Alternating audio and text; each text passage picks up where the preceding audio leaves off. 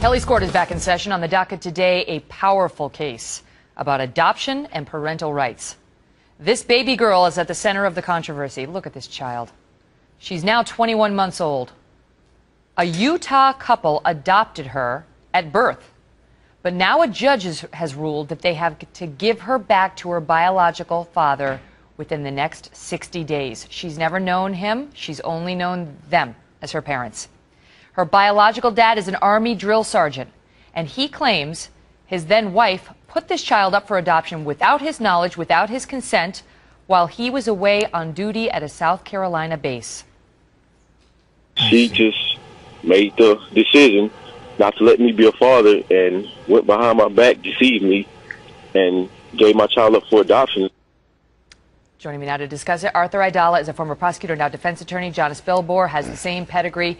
Welcome, panel. So the judge was really outraged and said, there's no question in my mind, this baby girl goes back to the biological father, and too bad on the adoptive parents.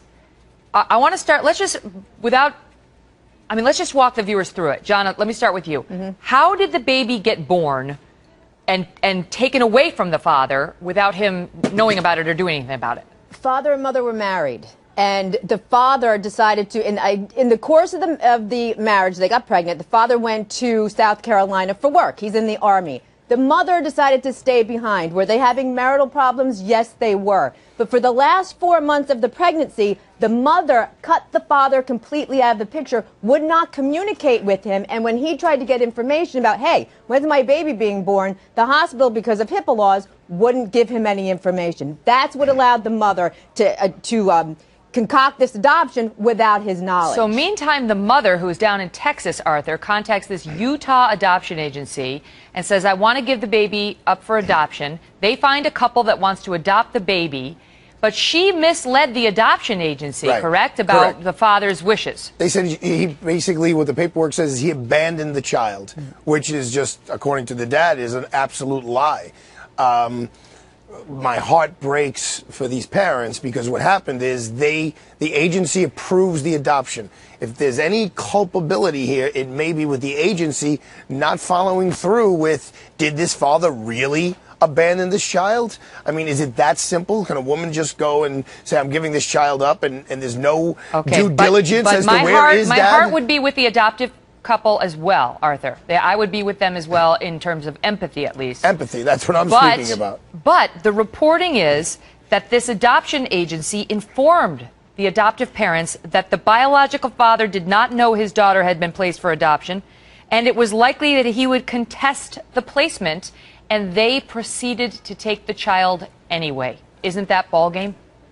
Well, Judge really, I think, ruled, I agree with his ruling, but he went with, look, we can't snatch kids from their biological parents. If you have a mother who wants to exact revenge on her husband for ditching her while she's pregnant, go ahead and quietly sell his suits. You can't go and sell his kid behind his back. I don't know how they managed to do this without notifying the father.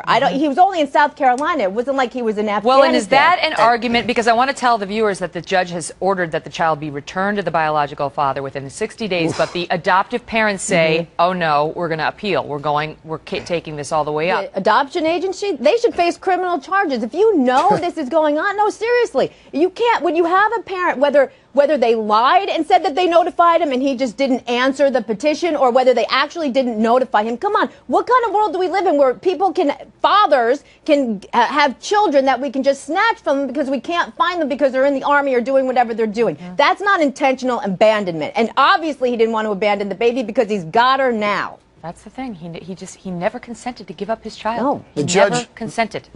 People should know the judge wrote a 48-page decision, which is not typical. I mean, usually judges' decisions are 4 pages, not 48 pages. This would be an even more heart-wrenching case if that adoptive couple had been defrauded into believing that he did give up his rights and wanted to put the child up for adoption, or sometimes people change their minds. That would be truly heart-wrenching, but they had notice that this man never wanted to give up that baby.